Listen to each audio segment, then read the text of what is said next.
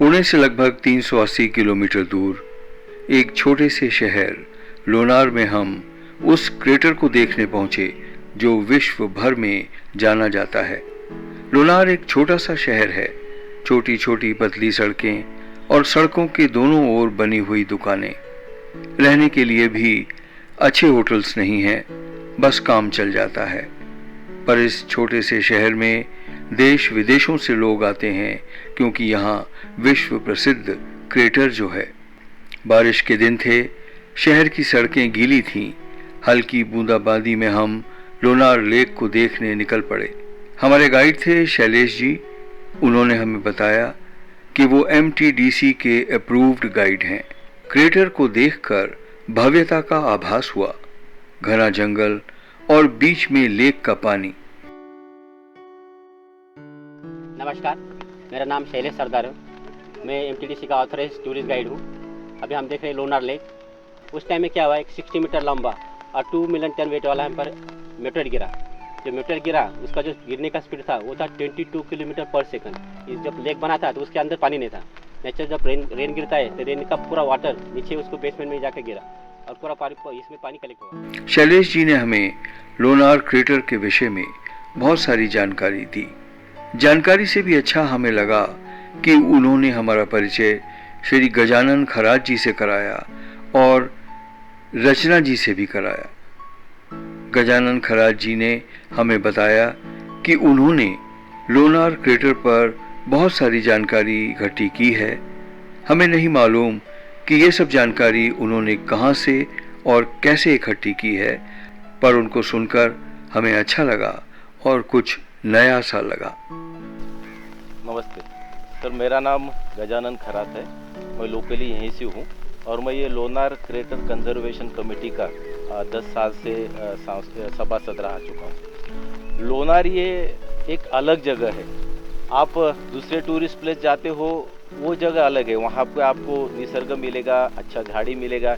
लेकिन लोनार ये scientific tourist place है कि इसको देखने के बाद आपके दिल में बहुत सारे सवाल पैदा होते हैं कि ये जो आपको बड़ा सा क्रेटर दिख रहा है ये कैसा फॉर्म हुआ होगा, यहाँ पे कौन सा कैसी उल्कागिरी होगी, तब लाइफ होगी या नहीं। ऐसे अनेक सवाल आपके दिल में पैदा होते हैं। लोनार यहाँ पे जो मेटेओराइट फॉल हुआ है ये इस पे थोड़ा सा कंट्रोवर्सी था कि कुछ साइंटिस्ट का कहना था कि वोल्केनिक पॉइंट है, कुछ का कहना था कि ये मेटेओराइटिक पॉइंट है।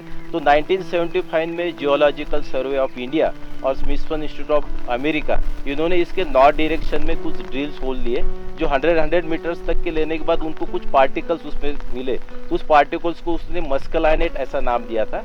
अभी ये जो हमारा महाराष्ट्र ये पूरा प्लेट्यू है और इस प्लेट्यू पर्टिकुलरली ये बेसाल्टिक रॉक में है और बेसाल्टिक रॉक में एक प्लाजियोक्लेस नाम का मिनरल है जो ट्रिमेंडस हीट और प्रेशर से माल्टन होगा और वो जो लेयर बनेगा उसको मस्कलाइनेट कहा गया है। इसलिए 1975 में ये प्रूव हुआ कि इट इज़ अ मेटेओराइटिक क्रेटर। उसके बाद में इसको जब हम स्टडी करते हैं तो जियोलॉजिकली इसको 5 पार्ट्स में स्टडी किया जाता है। इसको जहां हम खड़े उसको रिम ऑफ द क्रेटर कहा जाता है। इसके पीछे अप टू 1 किलोमीटर इसको ejecta blanket of the crater, क्योंकि मेटेओराइट गिरने के बाद ये सारा उड़ के गिरा था। और नीचे का जो भाग है उसको स्लोप्स ऑफ द क्रेटर कहा जाता है। नीचे जो खेती का आपको दिखता है ग्रीन वेजिटेशन दिखता है उसको हम फ्लोर ऑफ द क्रेटर कहते हैं और जिसपे पानी है उसको बेसिन ऑफ द क्रेटर कहा जाता है। हर पार्ट्स को अपना अपना इम्पोर्टेंस है। अभी जियोलॉजिकली यहाँ पे कुछ जगहों पे जो मेटेओराइट्स फॉल होने के बाद जो इस धरती में जो चेंजेस हुए वो मिले हैं। कहीं जगह पे हमें ब्लैक डायमंड्स के स्पॉट्स भी मिले हैं जिसे हमने अभी सील किया है क्योंकि वो रिसर्च के लिए आगे यूज़ होना चाहिए, इसलिए उसको हमने कमेटी के द्वारा उसको सील किया गया है।